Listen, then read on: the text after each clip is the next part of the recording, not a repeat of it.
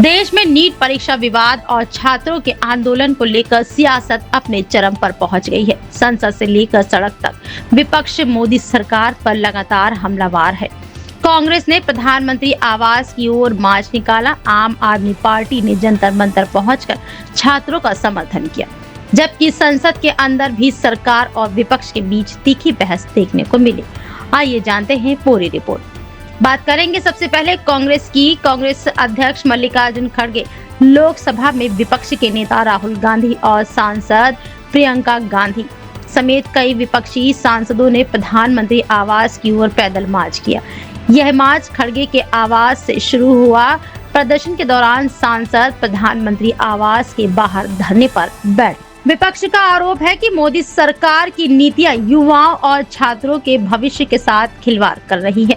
प्रदर्शन के दौरान पुलिस ने कई नेताओं को हिरासत में लिया, जिसके बाद राजनीतिक माहौल और गर्म हो गया।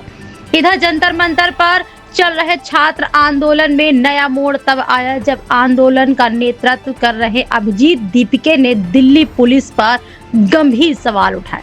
उन्होंने कहा, जंतर मंतर में प्रवेश करने वाले हर छात्र के बैग की जांच की जा रही थी, तो फिर पत्थरों से भरे ट्रक वहां तक कैसे पहुंच गए?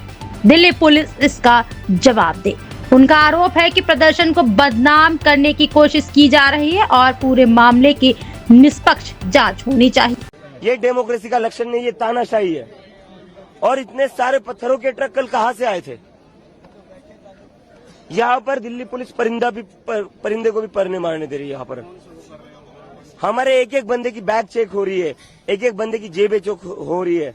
बैरिकेड्स पर बैरिकेड पूरा ब्लॉक कर रखा था, लोगों को अंदर नहीं आने दिया जा रहा था। ऐसे में पूरे जंतर मंतर के आसपास पत्थरों भरे ट्रक कहां से आए? दिल्ली पुलिस इसका जवाब दे। दिल्ली पुलिस ने पहले ही पूरी तरीके से प्लानिंग करके ये ऑर्केस्ट्रेट किया है।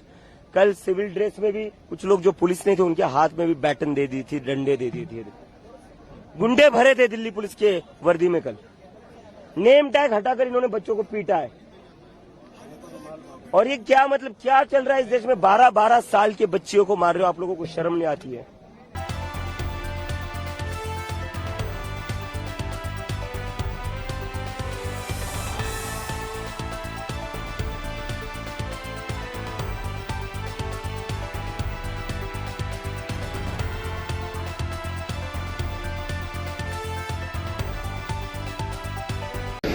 उनके नाम पे अलॉटमेंट थोड़ी हो गया संसद का। कल इतनी बर्बरता पूर्वक लाठीचार्ज हुआ, आपने देखा किस तरीके से नौजवानों को लाठियों से पीटा गया। नकली लोग आए हुए, हम नारे नहीं लगाएंगे। नकली लोग बिना बैच पहने, बिना पुलिस का बैच नाम लगाए किन लोगों ने मारा हमारे नौजवानों को? किसी का सर फोड़ दिया, किसी के कपड़े फाड़ दिए, लाठी में कील भी लगा रखी थी, तमाशा बना रखा है। 22 दिन से एक आदमी अनशन पे है, 23 दिन से आप उससे बातचीत नहीं करोगे? इतने अहंकार में हो आप? पूरी दुनिया में घूम घूम के आप मेलोडी चॉकलेट खा रहे हो, ऑस्ट्रेलिया न्यूजीलैंड सैर कर रहे हो, तो ये ठीक बात नहीं है। लेकिन पार्लियामेंट कैसे हो पाएगी? आज सेकंड डे है, किस बात को लेकर आज की बात की गई? अरे आपने सुना नहीं, फिर नारा ही नहीं सुना आपने। नौजवानों पे जो कल बर्बरता पूर्वक तानाशाही पूर्ण कार्रवाई मोदी जी ने करवाई, उसके खिलाफ यहाँ पे नारेबाजी किया, हमने अपना विरोध प्रदर्शन किया। और जो कार्रवाई कल हुई वो जलियांवाला बाग कांड की याद दिलाती है। दिल्ली की सड़कों पर युवाओं का खून बहाया गया, उनको मारा गया, पीटा गया। तो ये लोकतंत्र के अंदर लाठीशाही नहीं चलती, संवाद चलता है। प्रधानमंत्री ने आज मैसेज दिया है, यूथ को कहा है कि पार्टी हमेशा यूथ के साथ। उन्होंने कहा कि नीट के लिए चाहे कोई भी बड़े से बड़ा वकील करना पड़े, परपेट्रेटर्स को सजा मिलेगी। तो नीट जो 24 में हुआ था पेपर लीक, उसके लोगों को तो मोदी ने ही छोड़ा ना। सारे आरोपियों को तो मोदी ने छोड़ा, उनकी सीबीआई ने चार्जशीट फाइल नहीं किया। इसके बाद आम आदमी पार्टी के राष्ट्रीय संयोजक अरविंद केजरीवाल भी जंतर मंतर पहुंचे और छात्रों से मुलाकात की। उन्होंने अपने संबोधन में कहा कि छात्रों को डरने की जरूरत नहीं है और लोकतंत्र में शांतिपूर्ण विरोध हर नागरिक का अधिकार है।